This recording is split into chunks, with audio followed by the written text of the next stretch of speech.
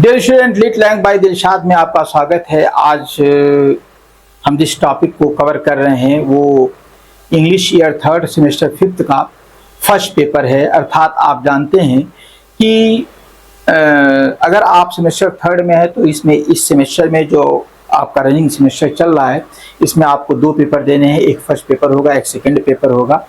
तो first paper के कई मैंने टॉपिक को रिकवर कर लिया था। इसमें मैं एक ये जो यूनिट फर्स्ट थी, इस यूनिट फर्स्ट को मैं थोड़ा सा जो सोचा था कि बाद में डालूंगा। तो इस यूनिट फर्स्ट को आप देखिए, एक एक करके देखते जाते हैं।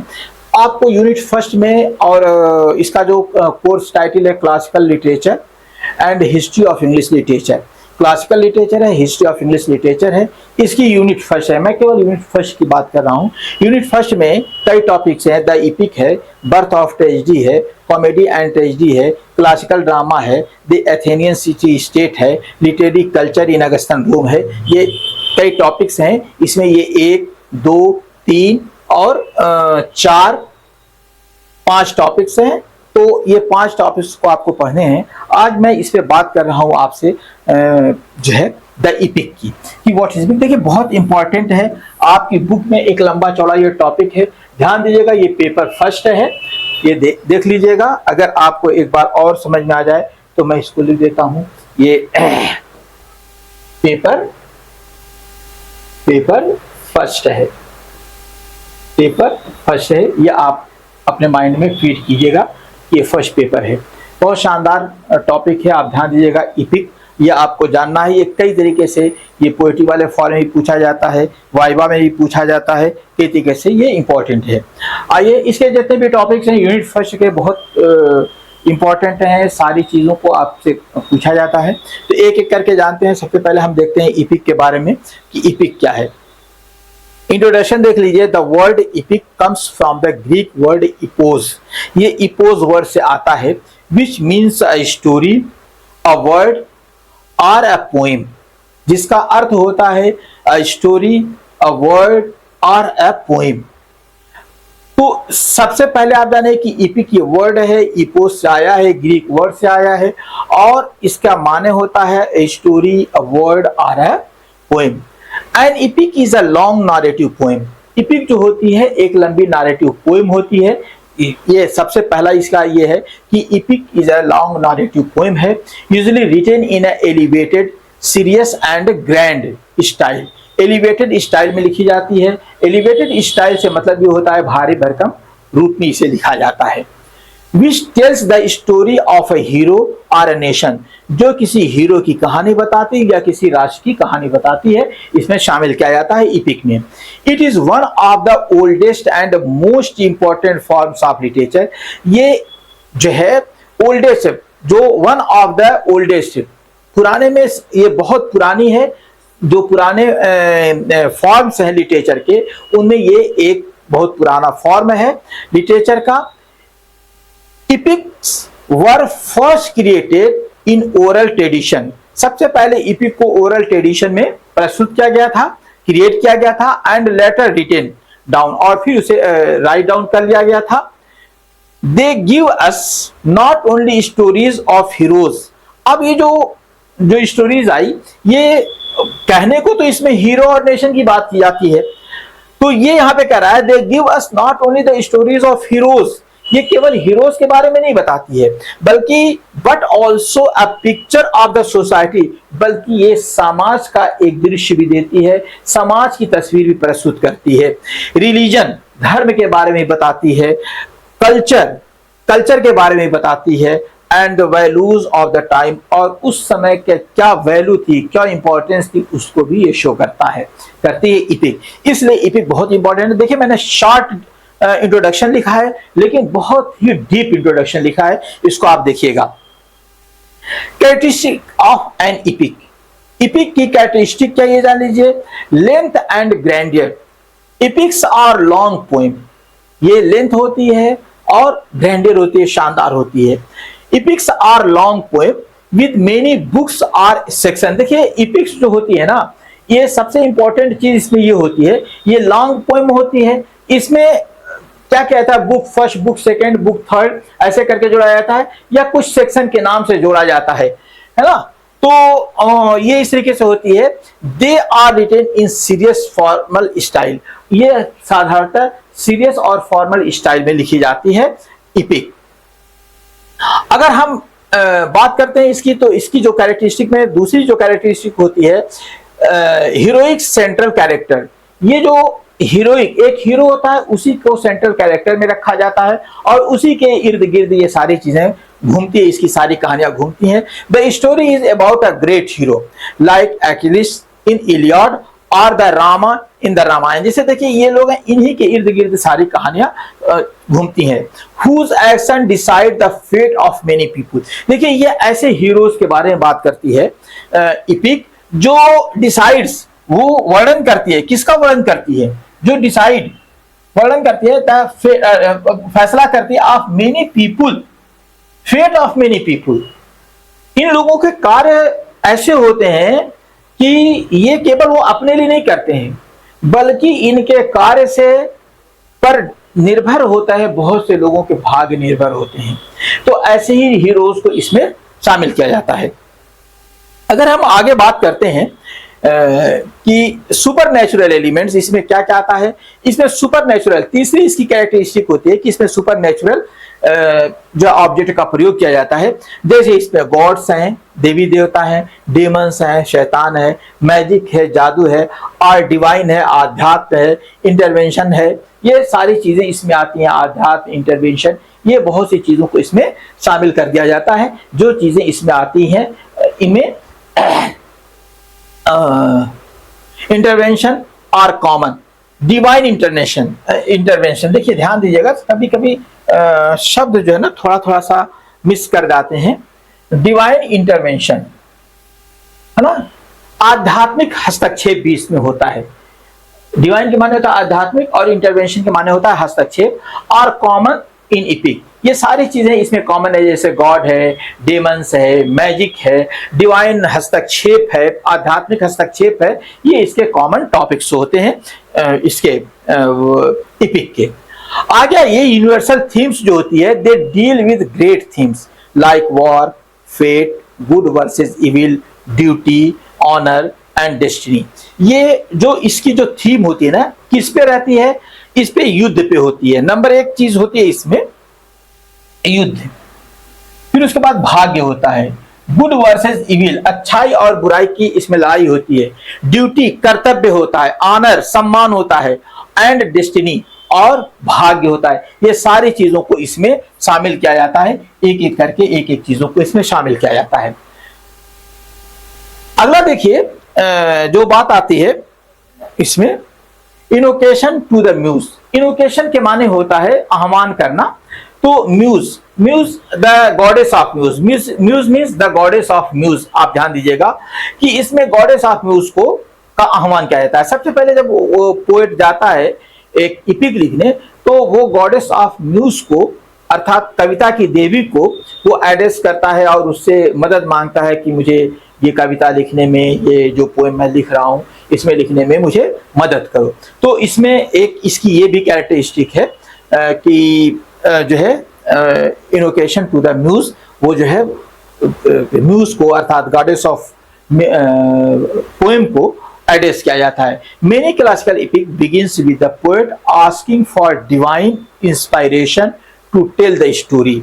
टू टेल द स्टोरी माने स्टोरी कहना, कहानी कहना, अर्थात पोएम को लिखने का वो क्या कहते हैं कि आस्किंग फॉर डिवाइन इंस्पायरेशन, कि हमें एक इंस्पायरेशन दो, आध्यात्मिक इंस्पायरेशन दो, आध्यात्मिक प्रभाव दे दो हमको, है ना, मुझे एक आध्यात्मिक प्रभाव दे दिए ताकि मैं इस कविता को लिख सकूं। टेल द स्टोरी अर्थात मैं कविता को कह सकूं।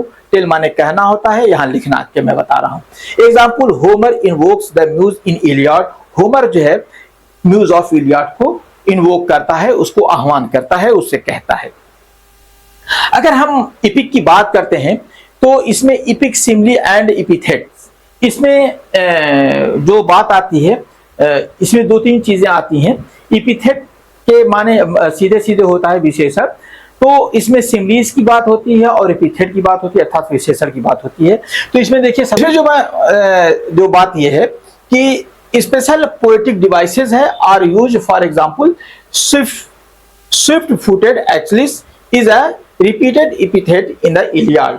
तो ये था। अब इसके साथ साथ टाइप्स ऑफ इपिक की बात कर लेते हैं। तो प्राइमरी जो है इपिक जो होती है जिसे फॉक इपिक कहा जाता है, प्राइमरी इपिक। और इसमें फॉक इपिक को, फॉक से मतलब होता है लोक, अर्थात जो जनमानस की जो ये होते हैं कि या विशेष प्रकार के लोक की इपिक को इसे लोक इपिक, फॉक इपिक कहा जाता है। तो इसे प्राइमरी इपिक या फॉक इपिक कहा जाता है।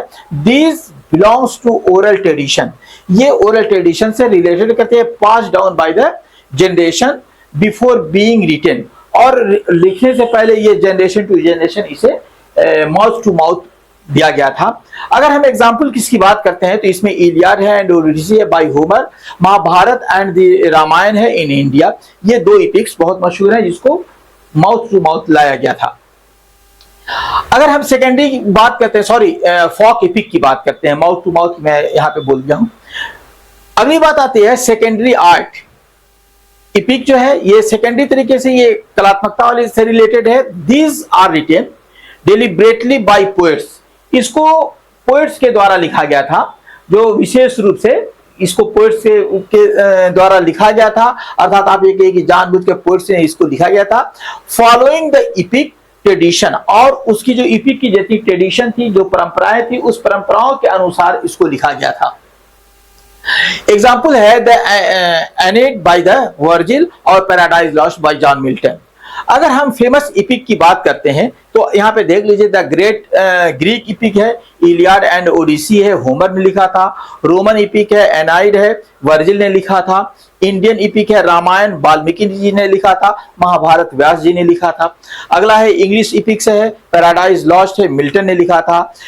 मेसोपोटामियन इपिक जो है, इपिक ऑफ गिलगामेश है, ऑफ गिलगामेश है, ये वन ऑफ द ओल्डेस्ट है, ये बहुत पुरानी है और ये लैंग्वेज भी इसकी पुरानी है। अगर हम इंपॉर्टेंस की बात करते हैं, इंपॉर्टेंस ऑफ इपिक की बात करते हैं, तो दे प्रिजर्व हिस्ट्री। जो ये क्यों इसको कहा जाता है, ये जो है प्रिजर्व करते हैं किसको, हिस्ट्री को, हिस्ट्री को ये सुरक्षित करते हैं और कल्चर को सुरक्षित करते हैं। And tradition of the nation, राष्ट्र के ट्रेडिशन जो थी उसको भी ये प्रिजर्व करते हैं, सुरक्षित करते हैं। They inspire people with moral lessons, ये जो है लोगों को मोरल नैतिक पाठ पढ़ाते हैं। About bravery, duty, sacrifice and faith, ये ब्रेवरी के बारे में बताते हैं, कर्तव्यों के बारे में बताते हैं, अपने जो कुर्बानी के बारे में बताते हैं, और फेथ और विश्वास के बारे में ये बात करते हैं। अगर हम अगली बात करते हैं जो है, they are a source of mythology and religious belief. और ये जो सबसे इंपॉर्टेंट जो चीज इसमें जो बात आती है कि माइथोलॉजिकल एंड रिलीजियस बिलीफ इसमें जाता है, मिथ के बारे में जाना था, और फिर उसके बाद रिलीजियस बिलीफ, इसके पढ़ने के बाद, इसको देखने के बाद रिलीजियस बिलीफ भी आता है, का उदय होता है। Epics influence later form of literature, बाद के लिटरेचर को भी इसने प्रभावित किया था, like novel, dramas and romances. ये सारी चीजें इपिक ने बाद में इनको प्रभावित किया, और सारी चीजों का इसमें मिश्रण आपको मिलेगा बाद के लिटरेचर में। अगर हम आगे बात करते हैं, इसको एंड की तरफ चलते हैं, तो the epic is not just a story but a mirror of civilisation. ये इपिक एक कहानी नहीं है बल्कि मिरर ऑफ सिविलाइजेशन है, सभ्यताओं का एक आईना है जिसमें हम सभ्यता को देख सकते हैं। Through the journey of the epic, हम जर्नी ऑफ इपिक से, अर्थात जो इपिक को देख करके, heroes we learn about human struggle, हम मानवीय स्ट्रगल को, संघर्षों को जानते हैं, हमको पता लगता है। हम इनकी हीरोज के बारे में जब पढ़ते हैं या इपिक को देखते हैं तो हमको ये पता लगता है कि मानव ने कितना संघर्ष किया है। फिर उसके बाद डिवाइन पावर्स के बारे में जानते हैं, इटर्नल ट्रूथ के बारे में जानते हैं, जो आध्यात्मिक सच है उसको बारे में जानते हैं। From the Homer's Iliad to Milton's Paradise Lost, ये सब अगर हम होमर की इलियाड से लेकर के मिल्टन की पैराडाइज लॉस्ट की बात करते हैं, epic have shaped world literature, उसने वर्ल्ड लिटरेचर को एक आकार दिया है।